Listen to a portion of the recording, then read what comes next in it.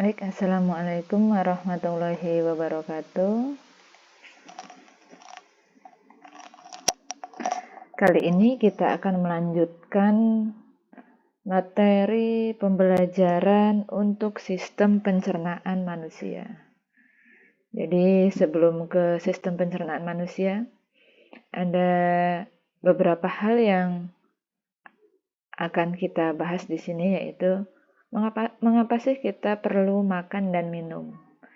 Jadi setiap hari, setiap saat ada makanan dan minuman yang masuk ke dalam tubuh kita. Kira-kira mengapa hal itu terjadi? Ya, karena tubuh kita memerlukan energi. Energi itu yang digunakan untuk aktivitas tubuh sehari-hari sehingga kita memerlukan makan dan minum. Oke, selanjutnya di sini ada tujuan pembelajaran. Yang pertama, nanti diharapkan anak-anak mampu mengenali organ-organ pada sistem pencernaan beserta fungsinya, kemudian bisa menjelaskan bagaimana proses pencernaan yang ada pada manusia, kemudian untuk jenis nutrisi, makanan bergizi seimbang, dan cara menjaga kesehatan pencernaan. Ini akan kita bahas di pertemuan sebelumnya ya. Sudah dibahas di pertemuan sebelumnya untuk tujuan pembelajaran ketiga sampai dengan keempat. Lanjut.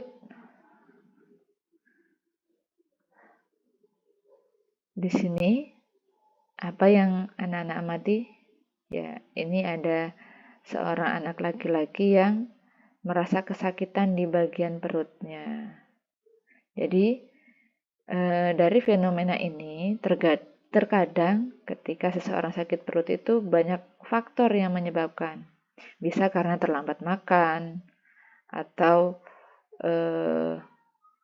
salah makan yang nantinya akan berakibat perutnya terasa sakit, kemudian badannya lemas, bahkan sampai dengan kepalanya pusing. Jadi tubuh kita itu selalu membutuhkan makanan, minuman sebagai sumber energi. Sehingga nanti makanan itu setelah diubah dalam proses metabolisme itu akan menghasilkan energi yang kita gunakan untuk aktivitas. Selain itu, dalam proses pencernaan makanan itu pastinya makanan dan minuman itu melalui sistem pencernaan. Namanya juga sudah sistem, berarti di sini harus melalui organ-organ pencernaan yang ada di dalam tubuh manusia. Nah, apa itu sistem pencernaan? Jadi, dikatakan suatu sistem jika terjadi rangkaian organ-organ yang ada dalam tubuh manusia yang memiliki keterkaitan atau saling bekerja sama satu dengan yang lain. Jadi sistem pencernaan ini nanti akan mencerna makanan yang masuk dalam tubuh sehingga diubah menjadi energi, kemudian zat gizi yang diperlukan tubuh itu akan tersalurkan ke bagian-bagian tubuh yang memerlukan. Untuk proses pencernaan ini dimulai dari mulut hingga nanti dikeluarkan tubuh berupa feses melalui anus. Lanjut di sini untuk organ-organ sistem pencernaan, yang pertama dimulai dari mulut. Jadi mulut itu sebagai pintu masuk atau pintu masuk makanan yang pertama kali dilalui oleh makanan. Kemudian dilanjutkan di kerongkongan. Kerongkongan ini yang menyalurkan antara mulut dengan lambung. Nanti ini sebagai penghubung ya, penghubung antara mulut dan lambung. Kemudian di dalam sistem pencernaan ini ada kelenjar pencernaan. Di sini ada hati ya. Di bagian perut sebelah kanan, ya rongga perut sebelah kanan atas itu ada yang namanya hati. Di sini hati sangat berfungsi dalam menghasilkan empedu. Empedu ini nantinya akan berfungsi untuk mencerna lemak yang masuk ke dalam tubuh. Lanjut, tadi dari kerongkongan terus langsung menuju ke lambung. Nah, di lambung ini terjadi proses penghancuran makanan. Jadi nanti akan dibantu oleh beberapa enzim yang ada di dalam lambung. Lanjut, ada usus halus. Di sini usus halus yang berfungsi sebagai tempat penyerapan nutrisi makanan, kemudian dilanjutkan ke usus besar. Nah, usus besar ini tempat penyerapan air, ya, air yang ada dalam kandungan makanan tersebut. Setelah itu nanti akan dibentuk menjadi feses dengan atau dibusukkan melalui bantuan bakteri E. coli, terbentuklah feses, dan di bagian akhir ada rektum dan anus. Rektum dan anus ini nantinya akan mengeluarkan feses dari dalam tubuh manusia. Feses di sini anak ya, feses itu BAB kalian ya. Jadi BAB yang kita keluarkan itu berupa feses atau tinja. Ini jadi kalau ditanya sampah dari proses pencernaan itu namanya feses. Kita akan bahas satu persatu. Di sini ada mulut ya. Jadi mulut sebagai pintu masuk makanan, itu nantinya di dalam mulut itu makanan akan ada beberapa proses ya, ada beberapa proses. Pertama, di dalam rongga mulut itu ada gigi. Gigi ini yang menghancurkan makanan menjadi potongan-potongan lebih kecil. Nah, jadi fungsi gigi kita di sini untuk merubah ukuran makanan sehingga mudah ditelan, masuk ke kerongkongan dan masuk ke dalam lambung. Jadi ukurannya dikecil-kecilin lagi, dipotong-potong menjadi ukuran yang lebih kecil. Selain itu ada lidah ya. Lidah ini nantinya akan membantu dalam mencampur makanan, membolak-balik makanan dengan bantuan air liur ya. Air liur yang berada di kanan dan kiri pipi kita. Kemudian nanti dalam lidah itu juga ada rasa-rasa makanan yang dapat dirasakan oleh lidah.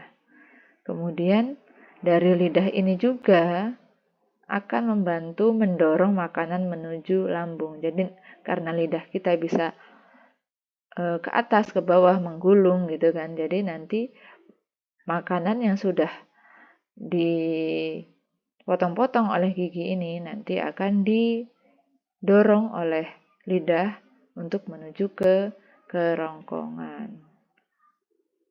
Nah, di dalam kerongkongan ini kemudian makanan dengan adanya gerak peristaltik ya, gerakan otot yang disebut gerak peristaltik, makanya makanan akan terdorong ke dalam lambung.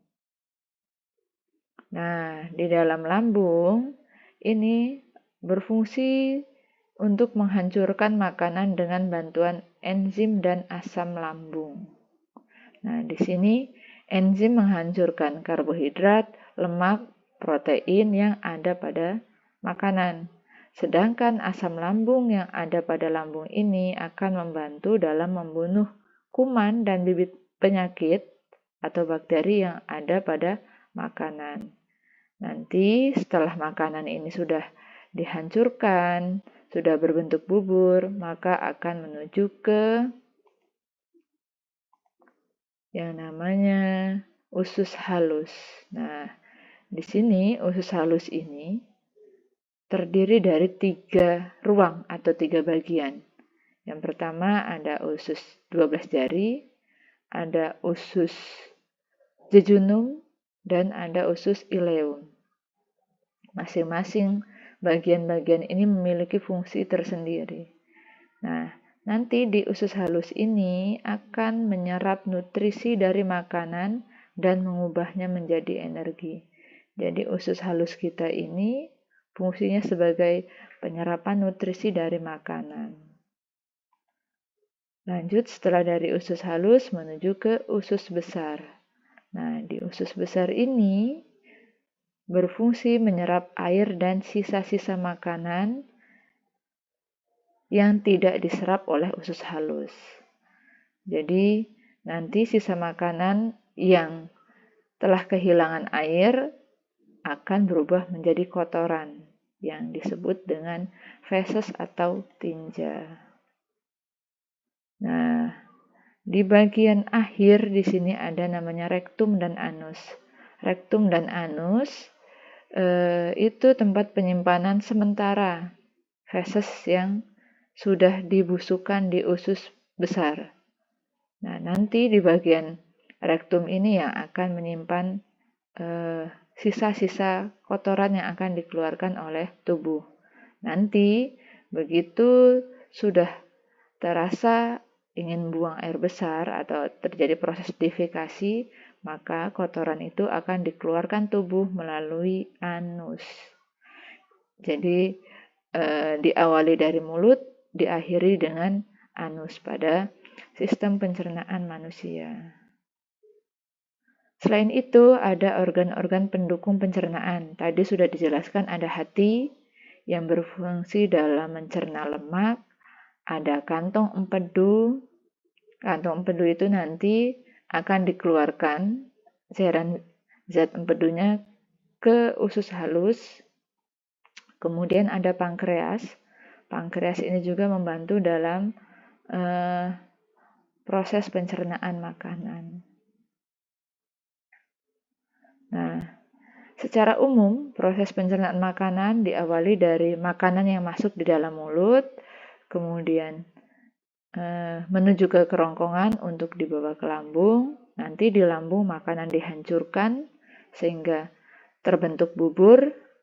Setelah dari sini kemudian dibawa ke usus halus untuk diserap nutrisinya, kemudian menuju usus besar untuk diserap dan dibentuk fesesnya, dibusukkan dan dibentuk fesesnya, dan diakhiri di rektum dan anus. Rektum sebagai tempat penyimpanannya dan anus bagian untuk mengeluarkan dari fesesnya atau tinjanya. Nah, di sini jelas ya. Untuk pertemuan materi mengenai nutrisi ini sudah dijelaskan di pertemuan sebelumnya. Demikian yang dapat saya sampaikan dalam video pembelajaran ini. Jika ada yang ingin ditanyakan bisa ditulis di kolom komentar atau nanti dilanjutkan di pertemuan di dalam kelas, dalam sesi tatap muka. Terima kasih. Wassalamualaikum warahmatullahi wabarakatuh.